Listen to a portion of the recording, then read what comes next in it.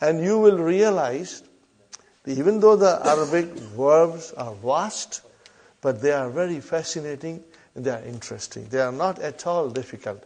They are only difficult for people who do not want to work hard. Then things become difficult. Even the easiest thing will become difficult for a person who doesn't want to work hard.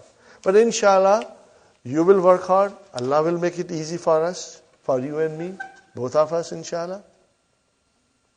And we will progress, inshallah. Now, this is not supposed to be like this. Dr. Saab does not explain. I am taking a little side way to explain you all these things, because I realized when I was studying, that had I known all these things side by side, it would have made my understanding much better, stronger and easier. And you will soon realize, inshallah. You are given 5 sheets here today. Tomorrow you will get 50 sheets. No charge. Only one charge, that you will do it. That you will write it. Inshallah. Just with pencil, you will write it. And then once we complete Madi, you will keep this in the file. Once you complete Madi, then book 2, when we do Mudariya, you'll take out the same sheet and continue. This sheet will be completed, by the end of book 2. Are you with me? By the end of book 2, we will complete.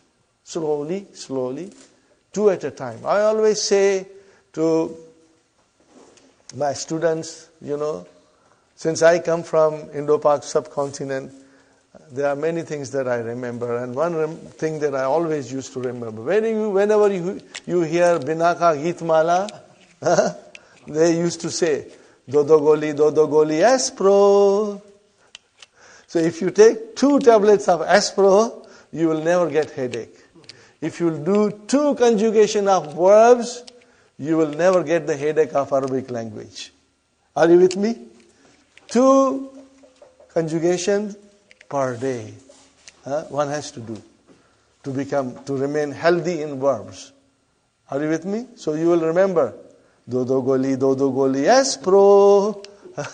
Okay?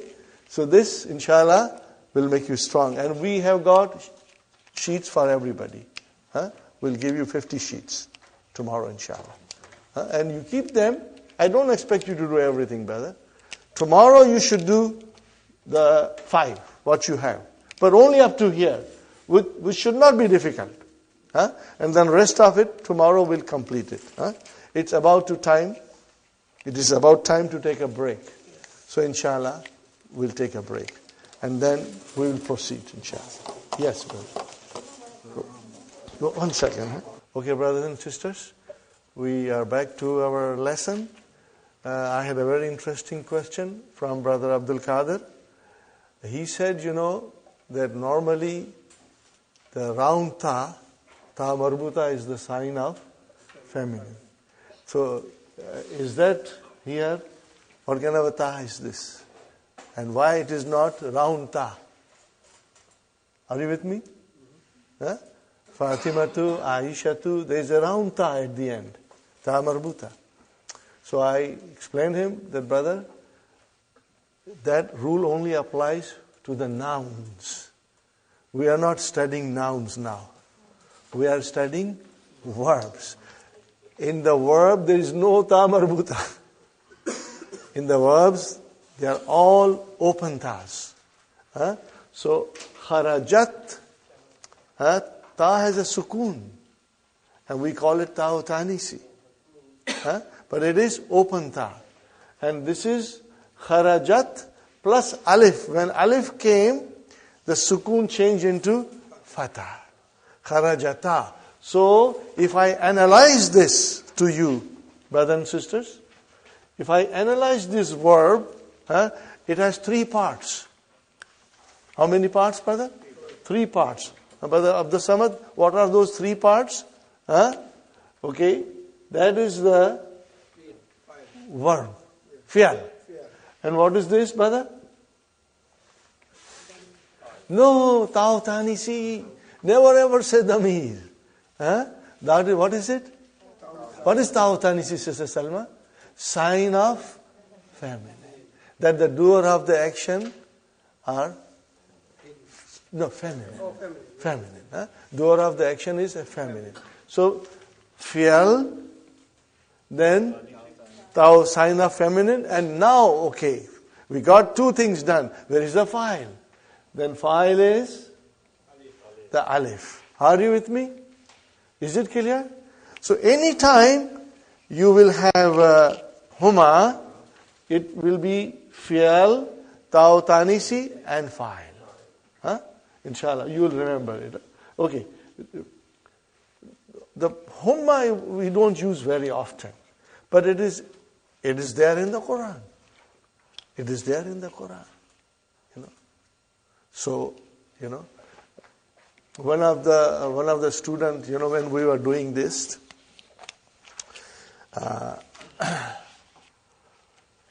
he said, Hazrat Adam is mentioned in the Qur'an.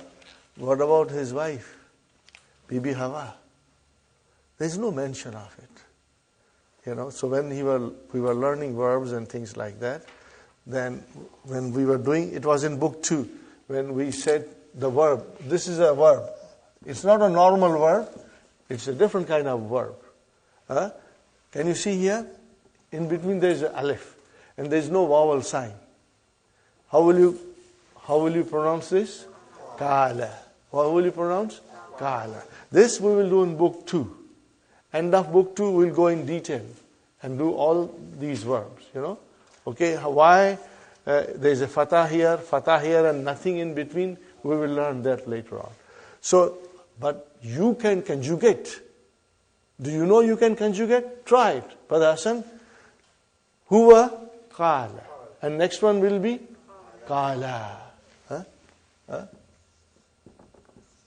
Next one will be qalu. See, now you can do it, How come you can all do it now, And alif has to be put. Brother Farooq said, what is this alif? I said, we will explain you later on. Right now, no question asked. Just put it.